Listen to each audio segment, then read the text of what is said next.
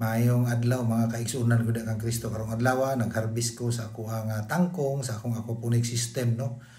Instead na pitsay gilisan kog tangkong mas dali. So kani ako ang isda ang ibigay pantat at tuning March 17 no nya karon is June 9. So mao ni ang akong makina gigamit ring type ning akong himo. So sa una na ako dako nga makina pero karon gilisan ako gamay kay kasket og kuryente only 13 watts no. So rim type ni siya, balik-balik ang tubig sa akong aquaponic system.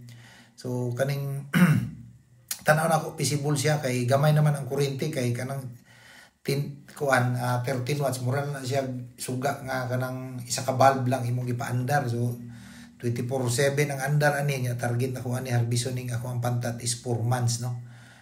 So far kaning tangke nako last na kong harvest ani na kaning isa kani siya kaning tangke nga 2 by 2 meters is naka-harvest ko ani 63 kilos atong March 16 no pagka March 17 gipalitan ako similya nya gihimo din ako ning aquaponic system. So gitistingan ako ning alugbati o tangkong pero mas dali ang tangkong mutubo. Ang alugbati kanang yellow wala di siya mutubo.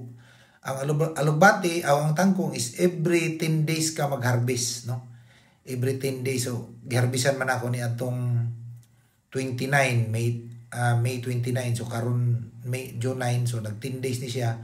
So naay pinakataas din nga ni tubo murag 2.5 feet sa isa siya ka sa 10 days siya. So every 10 days ka mag-harvest na rin kay magulay no.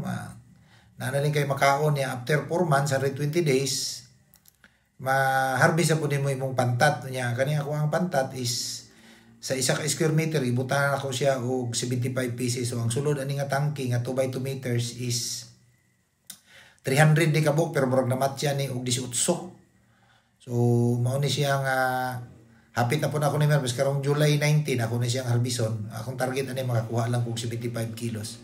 So mo siyang tubo sa tangkong sa 10 days moabot siya almost 3 feet no. So tanaw na ko mas visible ni. Oy, natay bisita ang kapitan sa Barangay Mabuhay, Pakibato District, Davao City, si Kapitan Kanja uban sa iyang misis. Kay mo palit ni siya katong baligya nga corn chiller na kay naani siya maisan.